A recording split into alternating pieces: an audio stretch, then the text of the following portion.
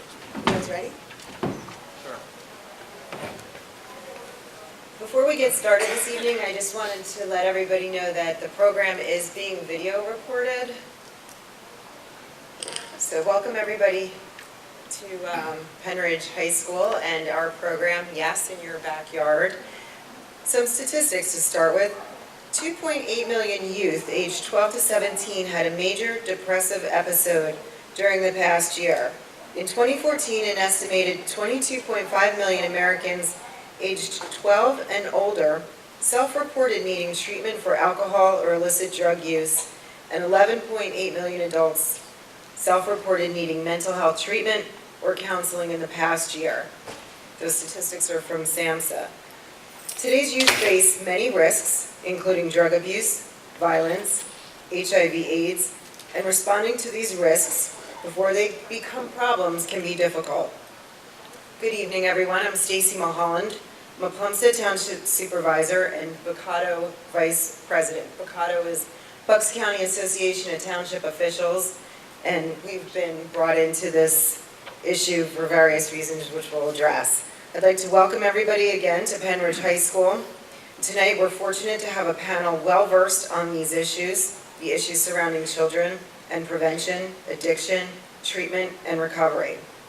First, thank you very much for the invitation, which came from Pennridge Superintendent of Schools, Dr. Radigan, Dr. Jacqueline Radigan, Pennridge School Board President, Dr. Peter Yarnell, District Attorney Matt Weintraub, Executive Director of Bucks County Drug and Alcohol Commission, Diane Rosati, and Boccato President and Upper Makefield Chairman of Board of Supervisors, Dan Radigan. Welcome. Good evening.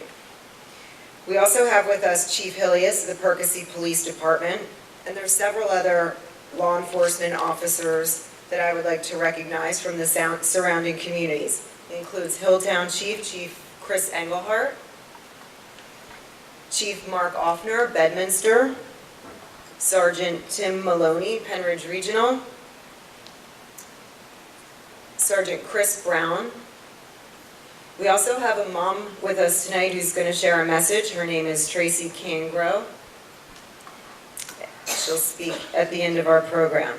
So, Dan, first, thank you and Boccato for arranging tonight's panel discussion. In the last year and a half, 2 years, Boccato's hosted several of these panel discussions. And let me ask, what propelled Boccato into becoming a local government leader on this issue? Well, as Stacy had mentioned, Boccato represents all the municipalities in Bucks County, and we're on, right? And I would say probably more than 2 years ago, the topic started to come before us. And the municipalities were asking for our help to kind of bring awareness to it. So a year and a half, 2 years ago, we started with these roundtables, which started, I believe, in Doylestown, then it went to Warminster, then it went to Middletown, and so on. And the idea basically was to start with introducing what is going on, what's government doing about it, what are your local municipalities doing about it, to what recovery houses are doing, what is Bucks County Drug and Alcohol doing about it, so that there was awareness that people are aware of the problem and they were working with it from a governmental standpoint. Previous panels had a very heavy first responder influence. Rescue squad chiefs and so forth were sitting up there. Today we're in a school district. What has happened that required Boccato to seek out, sitting with school officials at this point? Well, besides my fondness for your superintendent, sitting at these panels, what really did dawn on me was that if I was a parent sitting in the audience, I want to know what to look for, because I'm really worried about this. Because a statistic that we learned 2 or 3 years ago was every 12th person in this room knows somebody that is either affected by this crisis, or they know somebody somebody who has somebody in their life that was affected by this crisis. So it dawned on us that maybe we should tailor some of these roundtables to educate parents on what do they need to know.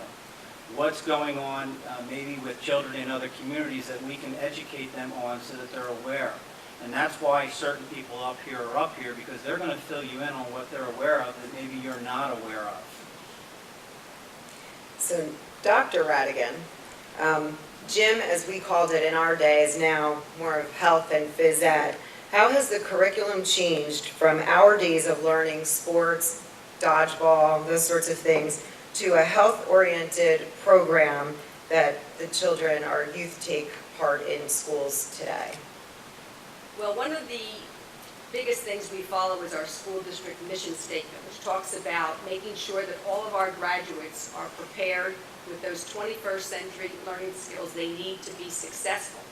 Well, obviously, students come to school to learn the academics. However, at Pennridge, we believe in educating the whole child. So to answer how the curriculum has changed, I would say it is all-encompassing now. Health and wellness has become all-encompassing, and it's ever-evolving. Our health and phys ed teachers have to be constantly educating themselves to keep up with the newest trends and fads. But basically, when I say whole child, I mean the physical aspects of the child, the mental, and the social and emotional. We obviously, in phys ed, have to focus on the physical body of the person. Childhood obesity is something that we are struggling with as a nation, not just here at Pennridge. So we educate students about the importance of healthy living, nutrition, and finding activities that will help them to be active throughout their life, not just while they're in high school. It's no secret that across the country, a lot of young people, a lot of adults are dealing with mental health issues. So we help them learn how to recognize maybe signs of depression or suicide awareness. And the social and emotional piece is really critical because we want them to be able to have healthy relationships. So the health curriculum tells them what to look for, what is a healthy relationship, what isn't. And I'm sure the parents here are saying one of their biggest worries is social media. So we're always looking for ways to help the children with internet safety, because a lot of what goes on in the community, or even while they're sleeping, is maybe some bullying behavior. And sometimes those bullying behaviors lead children to then start abusing drugs and alcohol. So I'd say it's really all-encompassing, and we do our best to educate parents. If you go to our website, there's even a quick link down the right side about drug and alcohol awareness. And we have a parent university where we're constantly uploading information about the curriculum. At what grade does the curriculum begin to address drug and alcohol abuse and prevention? And how does it change, say, from elementary school up through high school? Well, believe it or not, we are now looking to start in kindergarten with awareness about drugs. So this year, the librarians are going to be tasked with identifying some books that are age appropriate to help, believe it or not, kindergarten students know what drugs happen to be. But each grade in the high school, we definitely hit this topic in one way or another. So for example, in grade 1, we tell them about safety with medicines. Grade 2 is about making healthy choices. Grade 3, we start talking about tobacco, alcohol, medicines, and the effects of using all of them. Grade 4, factors that influence use. Grade 5, we talk about alcoholism and how it can affect a family. Grade 6, we talk about refusal skills. And by the way, some of these topics are repeated from grade to grade. We just don't hit them once and then move on. Grade 7, we start getting into the types of drugs, such as marijuana. We talk about inhalants. Some students, that's what they use instead. In grade 8, over-the-counter and prescription drugs. In grade 9, helping them with addiction and prevention. Last year we started something in grade 10. We took a documentary from the FBI and the DEA that is entitled Life of an Opiate Addict, because it's a tough lesson to see, and we give parents the choice to opt their students out of it, but we think there's no better way to see the effects than to actually follow a person, their age, that has gone through this experience. And in grade 11, we do some presentations. We have NOVA come in and do presentations on party drugs. And the council comes in and does drug and alcohol programs. They do those in grade 12 as well. And in grade 12, the DEA presents on drinking and driving and alcohol poisoning. So not only are we teaching our students to say no, it's one thing for the adults to tell them that, but we want them to know how to say no and why they should say no, and then give them healthy alternatives so that they won't get themselves into these predicaments. We have a great district, a supportive school board that allows us to run so many co-curricular activities. The high school alone has over 50 clubs. So there's a club for every student. Get them involved in an activity where they can meet friends, like-minded people, and they'll be less likely to engage in these behaviors. Thank you for that insight into the curriculum and how the education for drug prevention, addiction, and so forth really changes over the course of a child's career in public school. Dr. Yarnell, you've been on the school board for about 25 years, 12 as board president. How have things changed regarding drug prevention and education during your tenure on the board, and specifically these days with heroin and opioid abuse? Thank you, Ms. Mulholland, and I thank you for a softball question to start. Actually, it's like night and day from the time that I joined the school board in December of 1991. I grew up in central Pennsylvania, but lived in this district since 1975. And when I moved here, and excuse my voice tonight, when I moved here, I heard from neighbors, and particularly those, there were several neighbors who were ER nurses at Grandview Hospital, about the fact that Pennridge had a drug problem, but no one would admit it. And I think that was true. That's exactly what I saw before I actually was on the board, and even when I got on the board. And in addition to the drug issue, there definitely was alcohol abuse. Not that there isn't still alcohol abuse, and not that there wasn't alcohol abuse where I came from. We had 2 young people killed that were in my high school class that were killed by a drunk driver, somebody that I knew, and they knew. A lot of people knew, of course. So it was a sobering thought. And I think the good news is that over the years, in the 25 years since, that the program has evolved. There is the program that has been first administered through Mr. Rush, and then later through the state, that looks at our students at 8th, 10th, and 12th grade and gives us feedback on what their habits are. Now, this is all self-selected, so you have to believe that students are being honest, and I believe most of them probably are, and I'm sure some of them, unfortunately, aren't completely honest about the things that they do or don't do. But in any case, those statistics are sobering, but there also is some good news there in some things that have declined over the years and gotten better. I remember, unfortunately, I'm old enough to remember the crack cocaine crisis of the mid-'80s and how devastating that was to many people and to many families. And so I have great interest in this, although I can't say that I have great insight. But I think what the board needs to do is be supportive of the district's efforts to educate our students. Agreed, thank you. And if I can depart for 1 second, Mr. Lee Rush, can you just hold up your hand there? Lee has been involved with different types of programs, drug-free community grants.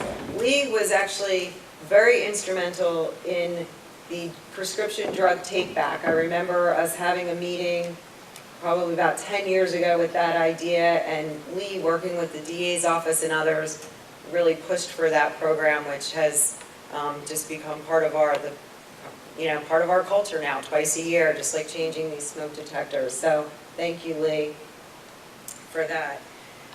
Chief Hillius, law enforcement plays a significant role in working with the schools in drug education and addiction. Can you just share some examples of how you do work with the schools, work with the communities, work with the kids from the law enforcement perspective? Sure. First off, thank you to the board for the invitation to be here tonight. Thank you to everyone for showing up. I'm glad we had such a good turnout tonight. For the police to assist the schools, typically we're in a supporting role. So we have many times we'll come out to assist if there's an issue particularly Pennridge Regional Police has jurisdiction over the high school here and North Middle School, and we have jurisdiction over 2 schools in our area, Hilltown, and the other surrounding police departments have schools in their jurisdiction. So they work school by school with the building principals and the staff there to work with them. There are events like tonight where we'll be out and trying to educate as best we can. We have, I believe we've had it 3 years now, the back to school night, as I call it, where it's the parent-teacher night, the traditional parent-teacher night, but the school district is good enough to give us time just before the event starts. The nice thing about that event is sometimes people wrongly, can I stress wrongly, feel a stigma.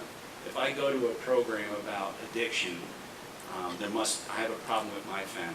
I'm one of those families, and people should just put that out of their minds. This can affect anybody at any time. And it's not something to be scared of. You just face it down like any other challenge that we have in life. And the thing about back to school night is you're coming to the high school to check on your child's progress. Then you wander into the auditorium just before the event kicks off. So we've had good turnouts for that event as well. I know there's different programs, like I said, at times where primarily Pennridge will be out here to assist the school where they're deciding where to take action. Is it something that the school handles in-house with the school discipline system, or is it something serious enough to hand off to the police department?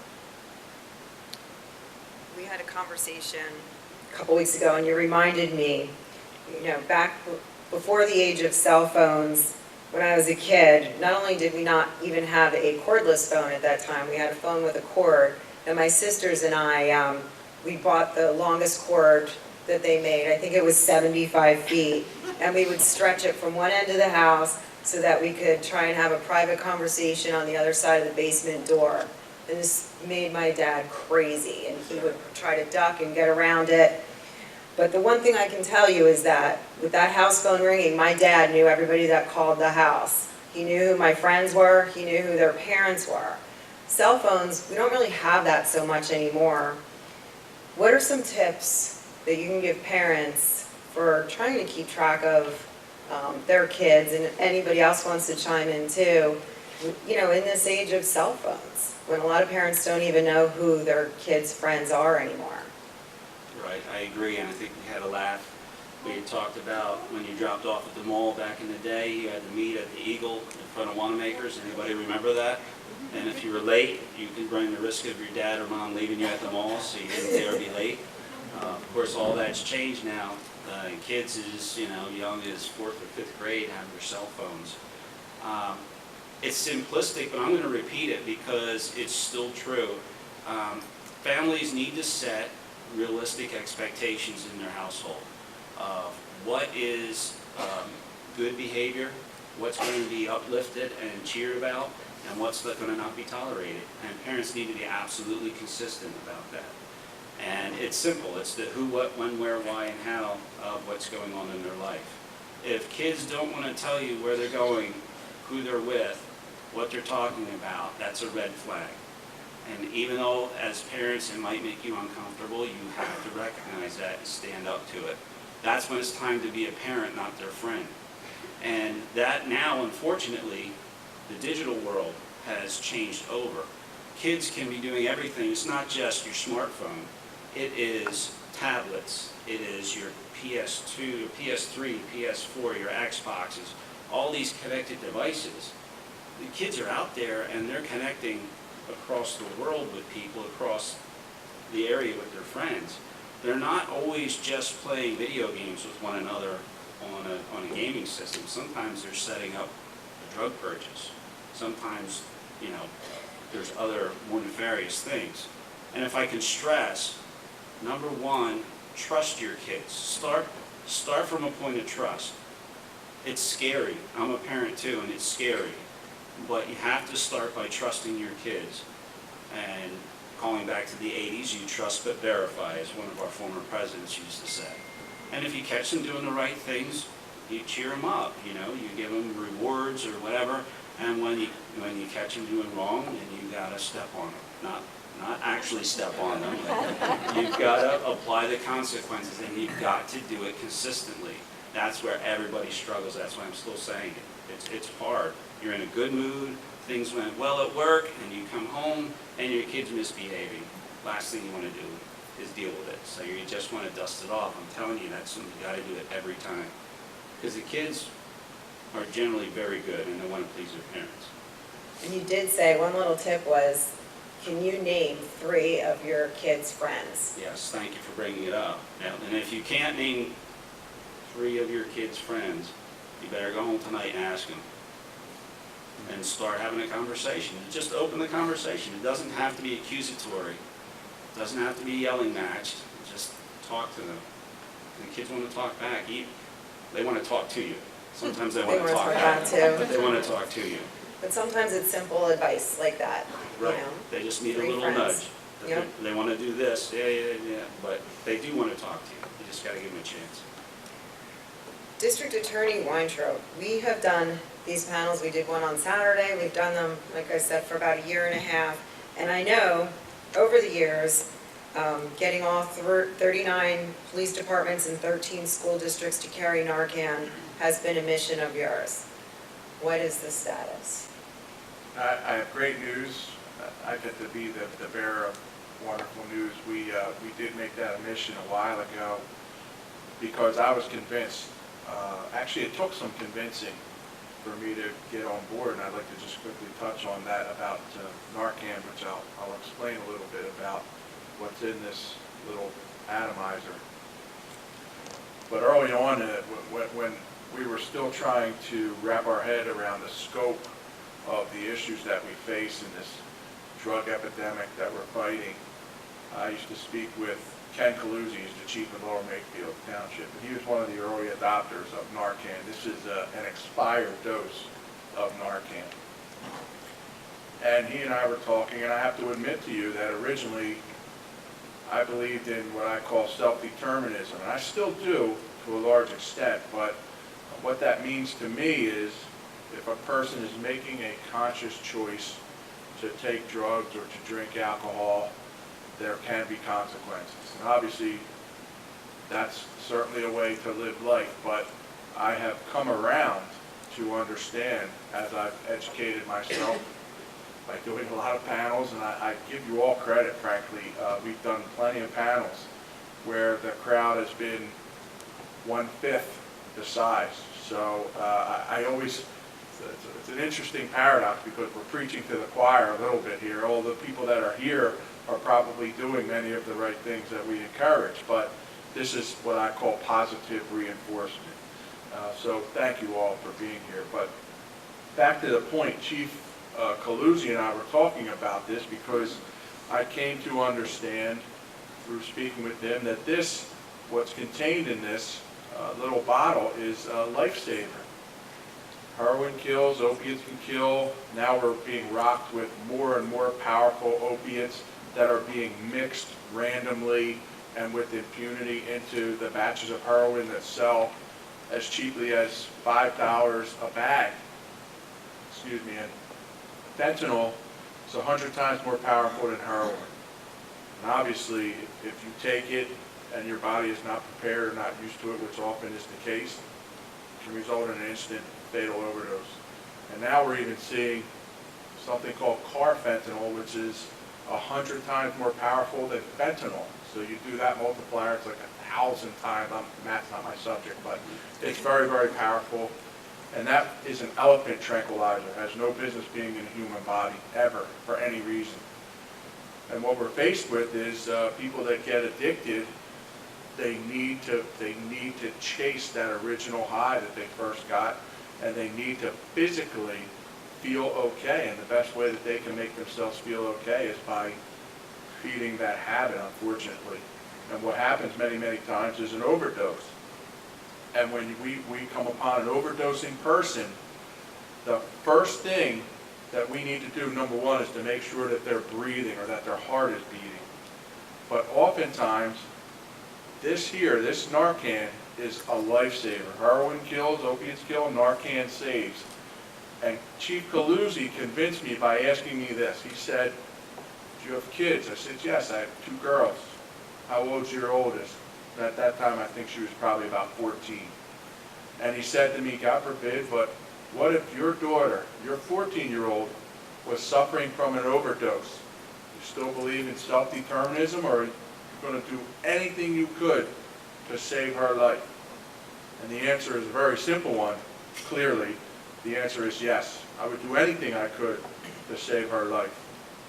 And then I started to really think about it, because as we've been beset by this terrible scourge, we've had to save people 2, 3, 4, 5 times, the same people. And I started to think about it like this: God forbid, what if my daughter needed to be saved again and again? How many times would I choose to save her life? And the answer is very simple again. The answer is every time. And so that brought us to our mission, our campaign, and that was to ensure that no matter where you are in Bucks County, that the police can get to you and will have this life-saving drug to be able to revive you and literally bring you back to life. And I'm very, very proud to say that through a lot of effort and a lot of cooperation with Diane Rosati and Chief Hillias certainly, and then we moved on to the school districts, we now have 100% coverage. Every police department that covers a place in Bucks County, and every school district now carries this life-saving Narcan. But I'd like to go a little further if I could. Absolutely. Okay, so it's not enough. First of all, this is just a start. I'm sure Diane is going to talk to you about what happens after we save your life. It's not enough that a first responding police officer can get to you in time to save your life. You may be in a situation where if you have a family member or a friend or a neighbor or a coworker that you know suffers from an opiate addiction, that you may have to be in a position to be able to save their life. But here's the great news. On any Monday or Tuesday of the week, if you live in Bucks County, you can go down to the Bucks County Drug and Alcohol Commission on Lewis Drive. One of these days I'll remember the address, but Lewis Drive in Warminster, and you can get this life-saving drug for free. You have to sit through a very, very brief training, and I mean less than an hour. It's a matter of minutes. And you will walk out of there with 2 doses, right? 2 doses of this life-saving drug. And I'm going to demonstrate to you how easy it is to prove to you that there is no excuse, that if you know somebody that's close to you suffering from addiction, that you should carry this. You see somebody that's overdosing, obviously you want to make sure that their heart is beating, get their heart started. Then you go like this. You put this in their nose. Congratulations, you just saved their life. And that is the point of what I've been saying and what we've been preaching all across Bucks County. So please, if you need it, if your loved ones need it, go get it. Matt, just following up on that, some folks have asked if they're not overdosing from heroin or opioids, can this cause harm if you use it? What's the answer to that? That's a great question. The answer is no. If the person is not suffering from an opiate overdose, could be they're suffering from a cardiac arrest or something unrelated, or even an overdose of another drug, benzos. If this is utilized, if it's shot up their nose, it will have no negative effect. That's what makes this drug so simple, this cure so perfect. As Matt just explained, it's no charge for these doses up at Drug and Alcohol Commission, and we're really fortunate to live in a county that's committed to providing services to our residents and making the quality of life and safety a priority.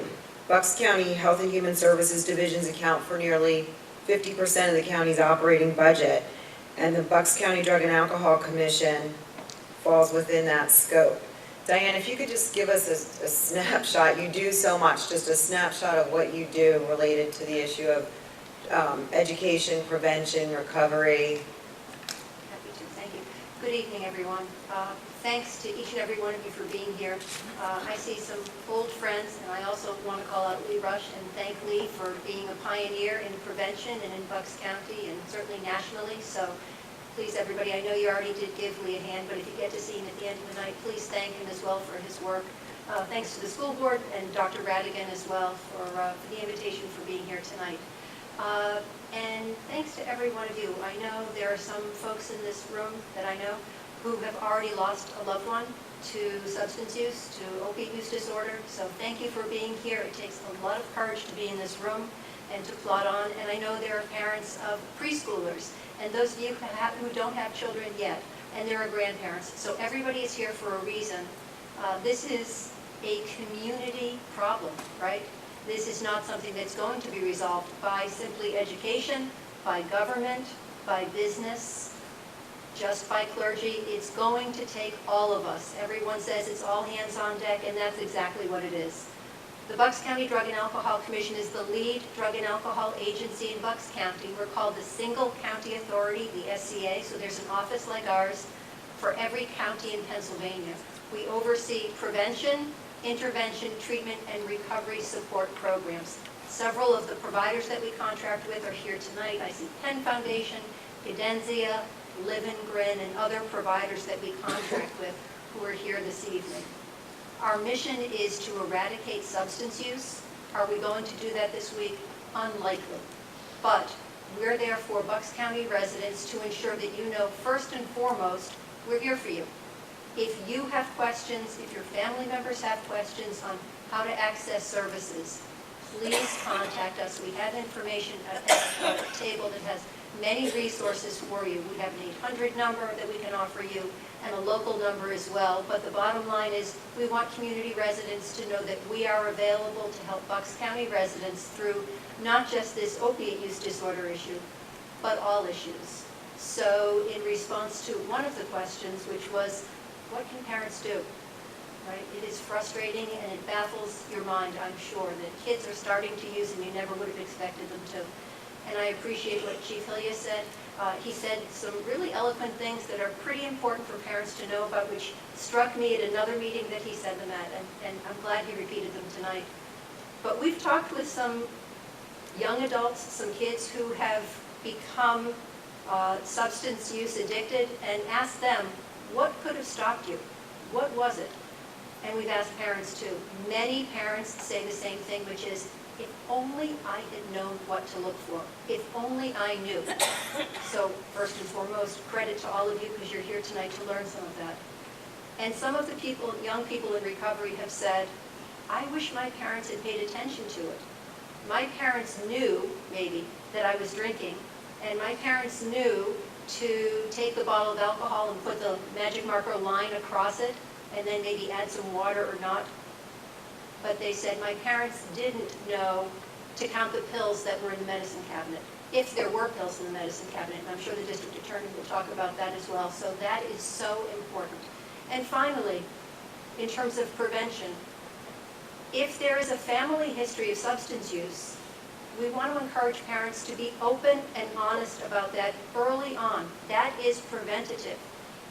If anybody in the family had a history of cardiac disease or diabetes or any number of diseases, you would surely share that information with your children so they would know what the risk factors were and they would know how to help prevent that issue.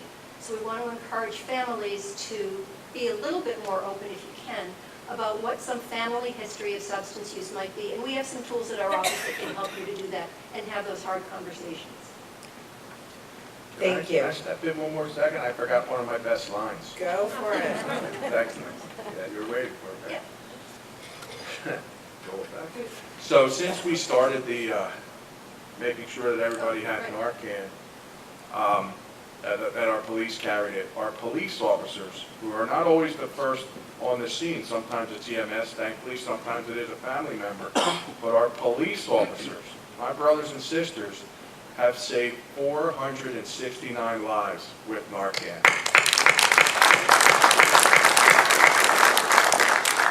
Okay, thank you. You got it. We, Bucks County recently engaged in a study with the University of Pittsburgh, and we wanted to talk about some of the information that we gleaned from that. So we're just going to put the screen down and talk about some of the slides. If I could take a second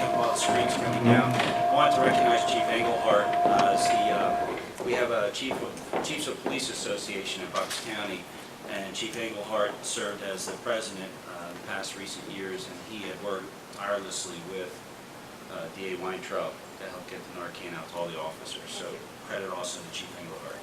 Thank you. Thank you.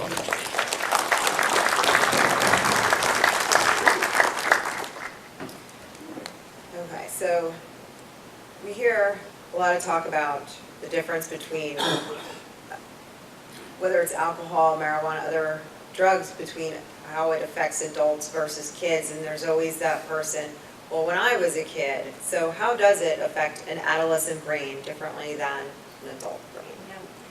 That's a great place for us to start. And so though we're talking about, and the focus is on opiates, I'd like you to replace that with alcohol or marijuana or inhalants or other pills or any of the substances that you know of, because we're not just engaged in a battle regarding opiates or heroin. We want to keep the conversation going about alcohol and about marijuana every day in every way. So parents, don't be relieved that your kids are just underage drinking, right? And don't be relieved that they're just smoking marijuana, because neither are just. They can lead to some serious addictions. And some of the reasoning is behind the adolescent brain. So I'm not sure how folks in the back are going to be able to see this, but I'll run through this kind of quickly. So what you see is a picture of an adolescent brain.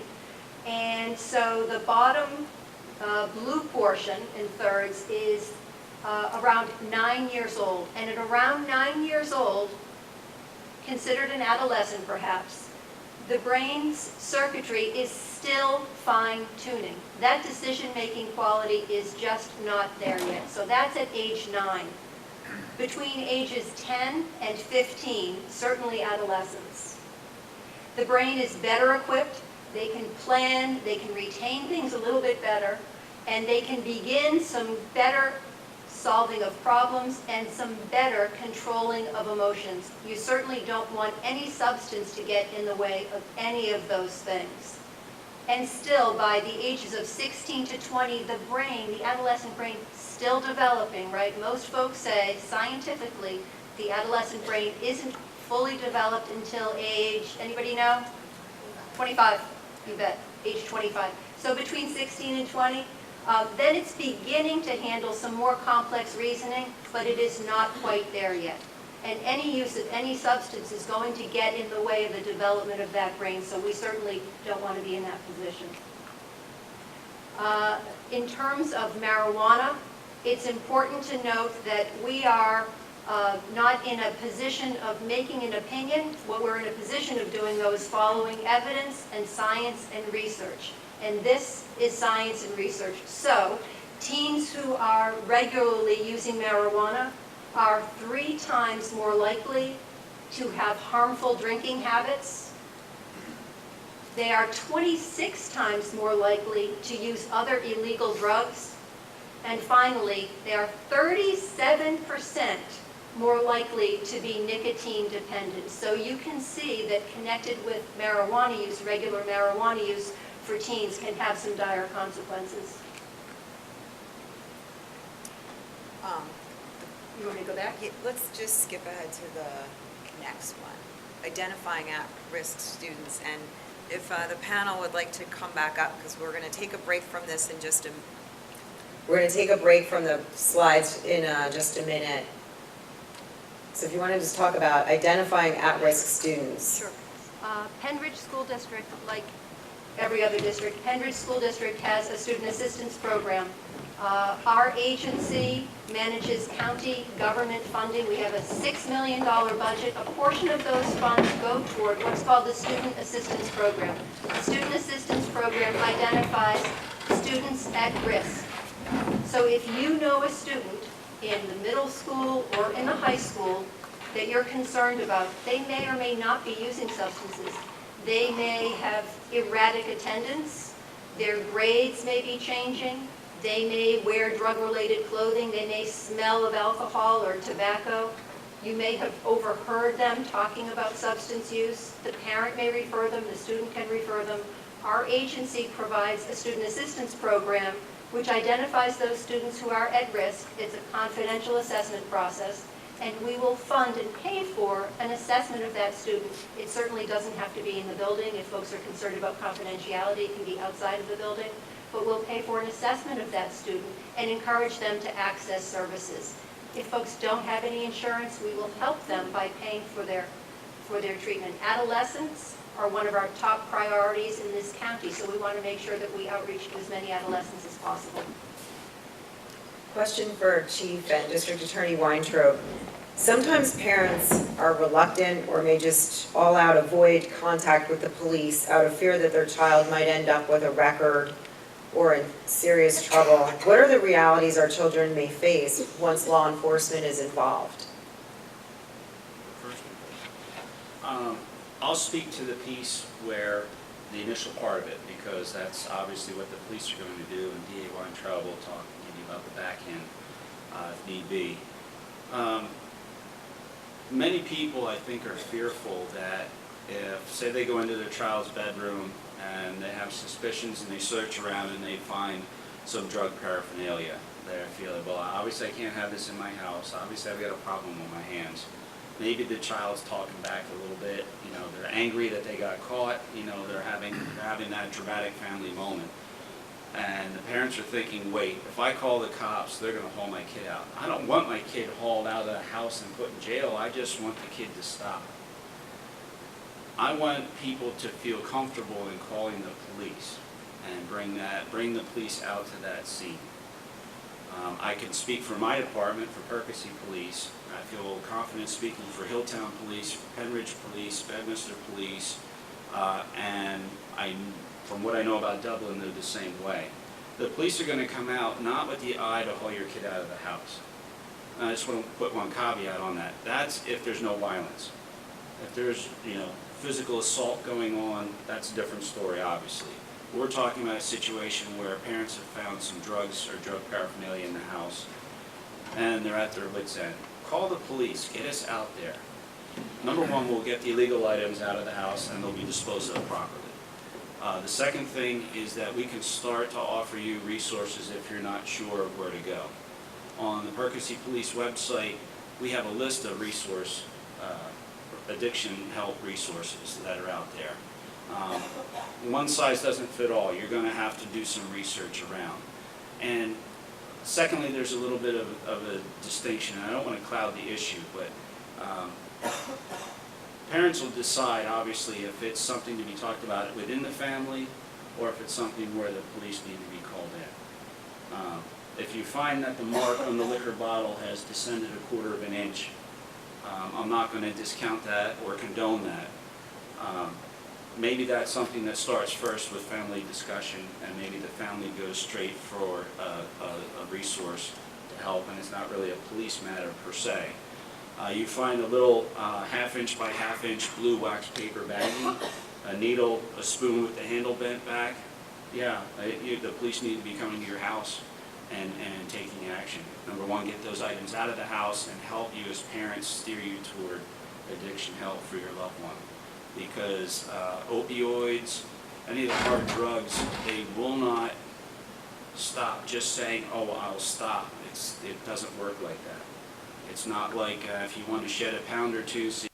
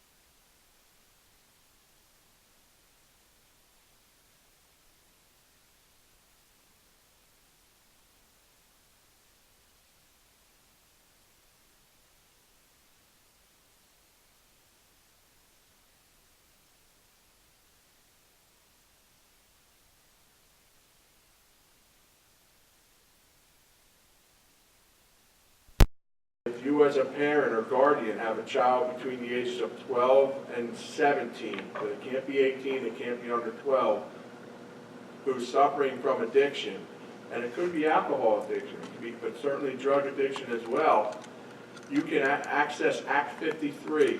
And if you go to Bucks County Drug and Alcohol Commission, which is what Diane runs, you just call them on the phone.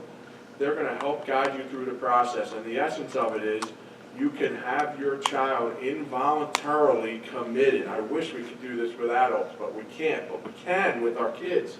Involuntarily, they can be mandated to be assessed by one of our assessing sites, and they will actually come to the courthouse to do that. And then if inpatient is required, a judge will sign an order requiring that child to go inpatient. Now, since we've revived this program, I think that the whole process takes less than a week. I know that may be a lifetime for some of you, but it used to take a lot longer, and frankly, we never even used it. And this instance, from what I am given to understand, since we've revived this process and made it more user-friendly, most of the kids that have been confronted with this Act 53 process agree to get assessed and agree to comply with the assessment, what the assessment directs them to do, whether that's intensive outpatient, whether it's inpatient, whether it's counseling. So that is something that is a tremendous success. That's a great option out there. If you feel that you're not at the, you know your child may be at a critical stage in his or her addiction, but there might not be an immediate crisis right that minute. If there is an immediate crisis, please call the cops. If not, call Bucks County Drug and Alcohol, and they're going to help you.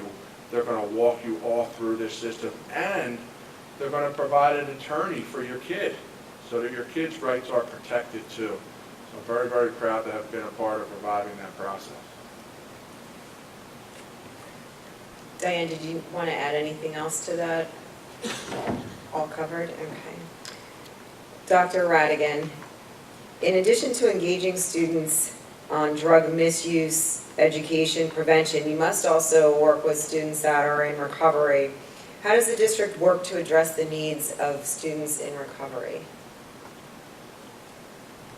If you're a Pennridge parent, I just want you to know you're in good hands, because I can honestly say we have a very qualified staff, K-12, and actually, Mrs. Rosati, we now have ESAP. At the elementary level, we have that SAP team to assist children, because unfortunately, we have had to help the children at the younger ages too that we're seeing in crisis. But basically, our staff is well-trained in prevention, in intervention, and then in helping with recovery support. And I'd like to thank our school board members, Dr. Yarnell being the president, many of whom are here tonight. Without their help, we couldn't put in place a lot of the things that we need to help in that regard.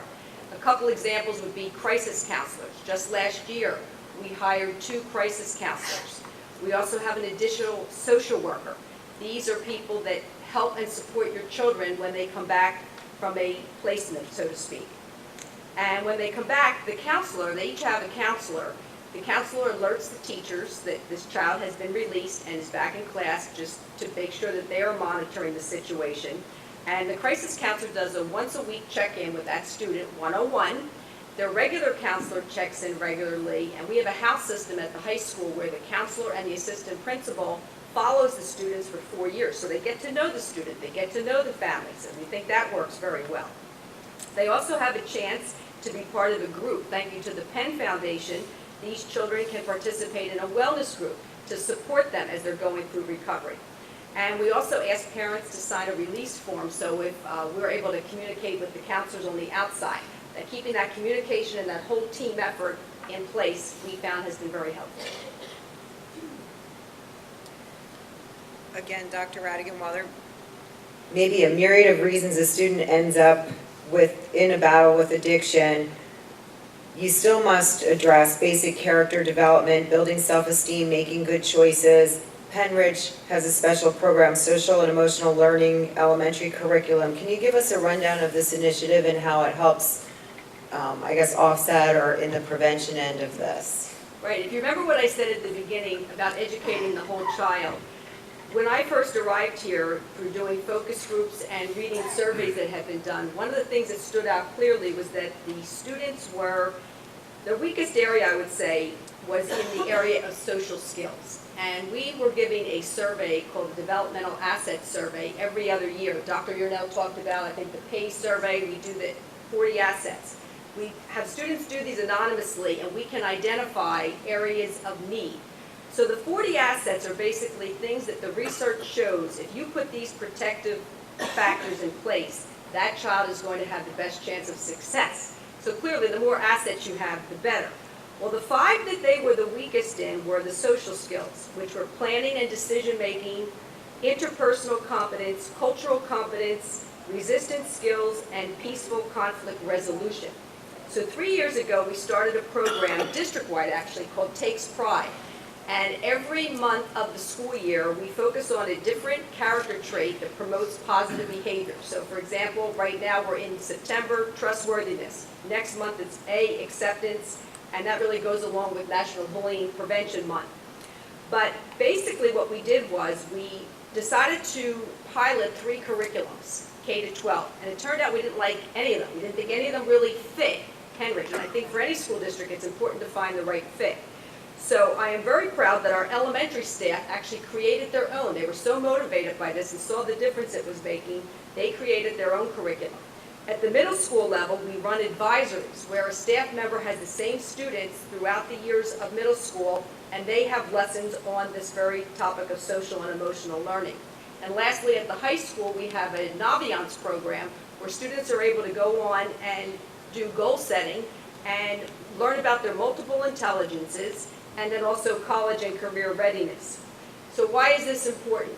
Well, each year the National Association of Colleges and Employers does a survey, and they ask employers, if you're hiring this year, what are the top skills you're looking for? And inevitably, the ones that keep coming out at the top are the social and emotional skills. So again, going back to what we said, whether your child is going to be a dentist or they're going to be a plumber, doesn't matter. They need those skills, and if they have those skills, they're protective factors, and their chances of reaching their goal in that career are much higher.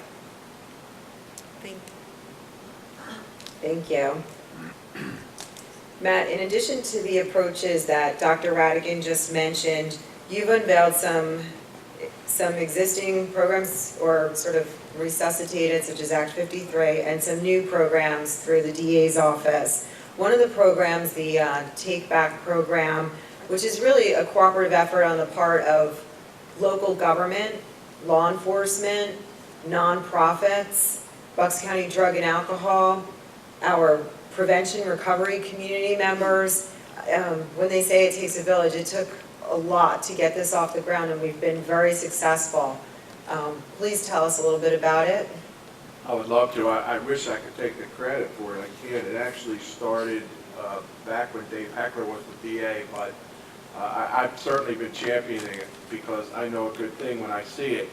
And the essence of the Drug Take Back program is this, that actually 34 of our police agencies have a big green box. Is it behind me here? This is the totals right now. Oh, okay, those. Here's the box. There's the box, the big green box. If you go into one of the 34 police agencies, and I think all the ones that are represented here in Pennridge all have the big green box. It's like mailing a letter. You take your old, expired, unused medications that are laying around your house, that are in your medicine cabinets, your kitchen cabinets, on your bathroom counters, your kitchen counters, in your cars, in your purses, all these places that we tend to keep our old medications but forget about them. All these places that if I just name them to you, then somebody who's suffering from drug addiction is going to go there. The first place they're going to go, whether it's your loved one who is suffering from addiction, a neighbor, a worker that's coming through your house, or somebody that's just coming by for a visit. When somebody is suffering from addiction, they have to feed their habit. They have to find these medications, and they know where to look. Just like I told you probably where you keep yours, they know where you keep them. So what can we do? I want to give you another takeaway. We talked about Narcan earlier. The Drug Take Back program is just an amazing self-sustaining program, and it's self-sustaining because we here in Bucks County, we get it. And I'm about to demonstrate that for you in very concrete terms. But we have actually 2 days a year, semi-annual, and the next one is coming up October the 28th, which is in a couple of weeks. And on that day, we'll have 51 sites, and we'll advertise it in the Courier and the Intel, online. You'll be able to find out, usually they're at CVS's or a lot of the supermarkets, but certainly a police headquarters will have their boxes open as well. And what you do on those days, which you don't have to wait, is you take your old, expired, unused medications, bottles and all, containers and all. Don't worry about dumping them out. You take them, you open up the lid, you throw it in there, and you slam it shut. For us old-timers out there, it's just like mailing a letter. Just like you walk down in the corner and mail a letter. And Joan, why are you laughing? You remember that? The point of it is what you are doing is you are removing that attractive nuisance, that just heat-seeking missile that somebody suffering from addiction may have a tendency to go find, and you're eliminating it so that can never hurt or kill somebody ever again. And here's the beauty of it. We here in Bucks County, we get it. It used to be that our totals, our collection totals, were the highest on these 2 days of the year. So on these 2 days of the year, we would collect thousands, literally thousands of pounds of medications. Well, since we here in Bucks County now get it, we are programmed not to have those drugs, those old expired unused medications in our homes anymore, not to dump them in the trash where they can infect the landfills, not to dump them in the toilet where they can infect our drinking water, but rather throw them in the green box. We do this more now on a day-to-day basis than we do on these 2 semi-annual take-back days. So we are doing this, and I urge you, if you want to make a difference, tonight go through your medicine cabinets or your kitchen cabinets and find those old prescription bottles and take them tomorrow down to any one of your police stations. And here's the kicker. You're going to see how competitive I am in a second. We here in Bucks County have collected between 90 and 100,000 pounds of old, expired, unused medications. We are #1 in the state. We have contributed 1/3 of all the old, expired, unused medications that the entire state has collected, and I don't plan to ever relinquish that. Help us stay #1. Keep turning in your